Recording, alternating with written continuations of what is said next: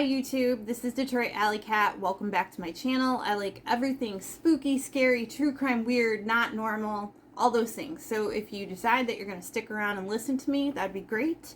Please think about liking, subscribing, leaving a comment, telling me what you think. And without further ado, let's get spooky.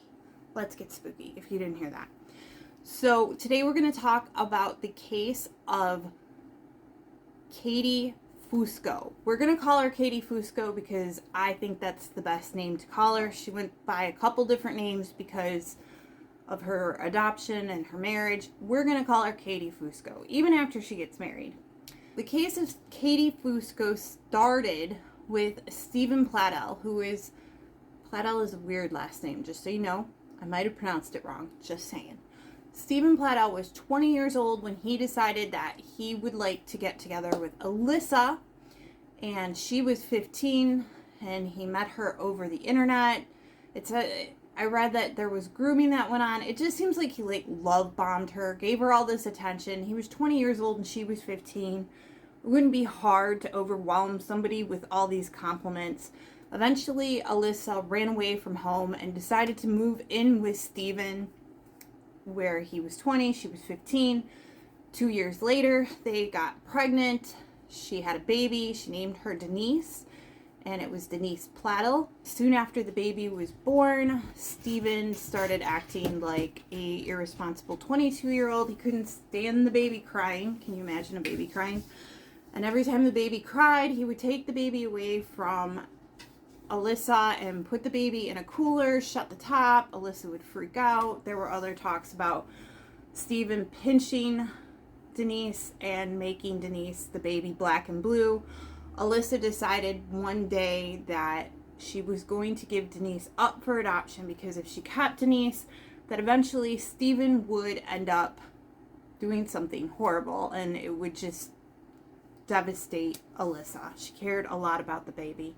Alyssa gave the baby up for adoption. Alyssa had the baby at 8 months old when she gave the baby up for adoption. So Denise Plattell was adopted by Kelly. It's Nay Gould. I think that Kelly eventually marries Mr. Anthony Fusco, who is the husband or partner. It didn't really say, but Kelly and Anthony, I'm just going to call them Kelly and Anthony Fusco, adopt baby Denise. And from that moment on, Denise becomes Katie Fusco. So this is who we are talking about today, Katie Fusco.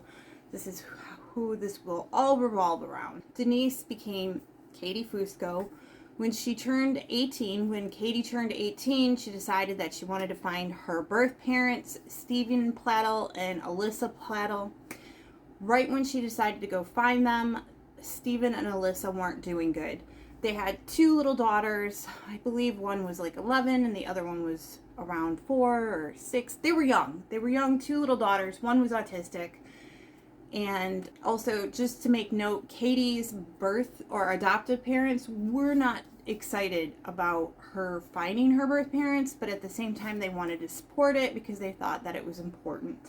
Katie goes and finds her birth parents. She stays with them for a couple weeks. They decide that Katie's going to live there on a permanent basis. Somehow that comes about.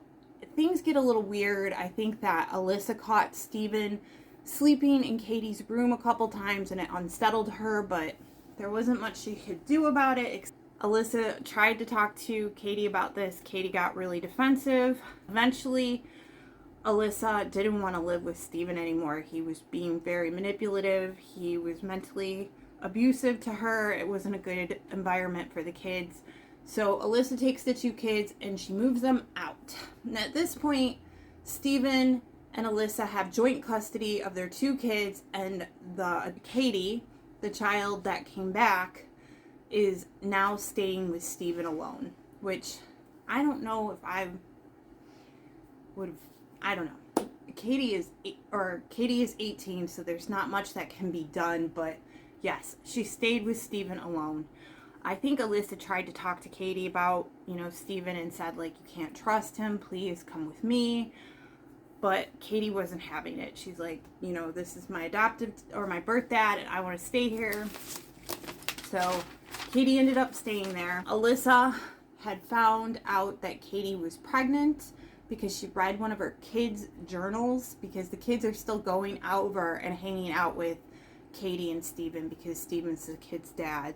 And in the journal it talked about how like they thought that their dad was a demon and were upset, and basically found out that Katie was pregnant by Steven. So Katie is Steven's biological daughter, and the kids knew that Katie was pregnant with Steven's kid. So Alyssa calls Katie. Katie doesn't really talk about it.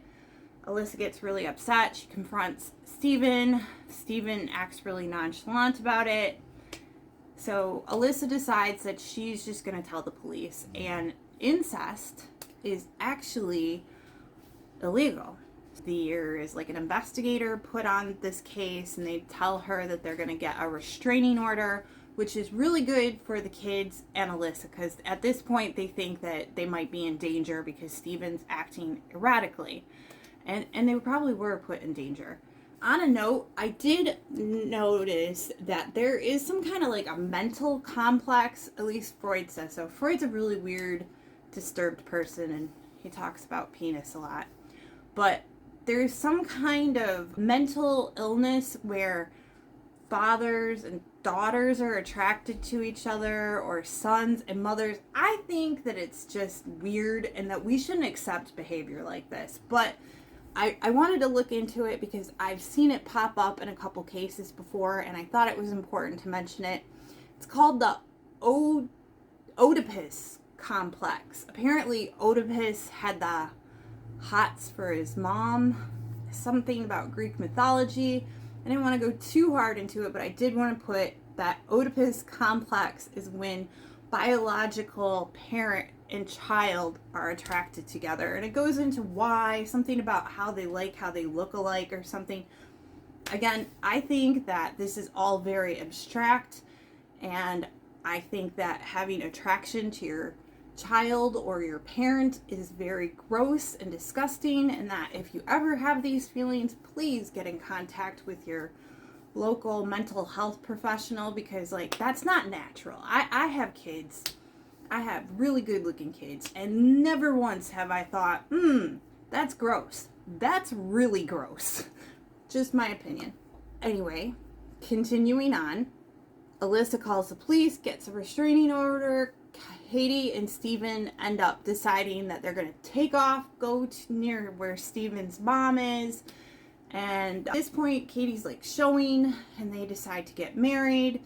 And yeah, so they lied on the paperwork and said that they weren't related because Katie's got the last name Fusco and Steven's got the last name Plattle. So they won't know that they're like father, daughter. Ew.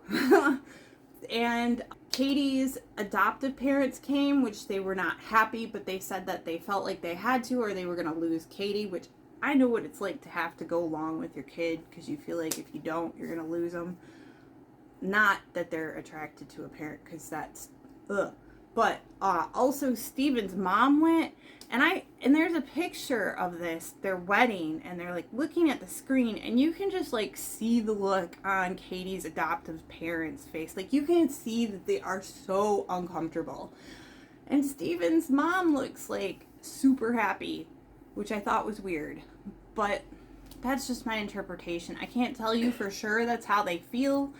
I'll see if I can find a link to the picture, or see if I can pop it up. Maybe I will pop it up right while I'm talking. But yeah, I looked at the picture and I thought that Katie's adoptive parents looked really uncomfortable. After Katie and Steven get married, I think it's about a month or two afterwards, Katie ends up having a baby boy, which is Steven's son and grandson, and it's Katie's son and brother.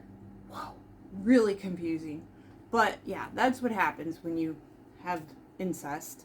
Baby Bennett is born, and I have to say, for being an incest baby, this is a really cute baby. There didn't look like there was that much wrong with him. I couldn't even see anything wrong with him. He looked perfect. And he was really cute. At this time, Katie got to experience Steven Plattle for who he was. There was a lot of arguing and bickering, and he would take Bennett and he wanted him to cry instead of Katie comforting him. And it started to become a source of, like, you know, they were having problems, which, I mean, we all pretty much knew that that was eventually going to happen. After the problems start breaking out, at this time, the investigators hunt them down, and at this time, they arrest Stephen and Katie for incest, because it's illegal in most states. There are actually states that it's not illegal. I think Massachusetts is one that it's not illegal. That is wild to me, that you can marry your brother or your father in a state. I don't know. That's crazy. That's crazy.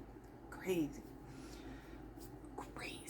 Yeah, they get arrested. Stephen and Katie get arrested, and at this time, baby Bennett ends up going to Stephen's mom, which I don't understand that either. Like, why didn't baby Bennett go to the adoptive parents? But I digress. So baby Bennett ends up going to Stephen's mom.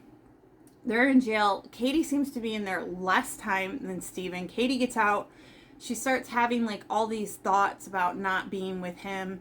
Stephen finally gets out. She decides to call him, break up with him over the phone. He freaks out. I think he had baby Bennett when he got out of jail. He takes baby Bennett and, trigger warning, assists baby Bennett in not breathing in a closet with a pillow.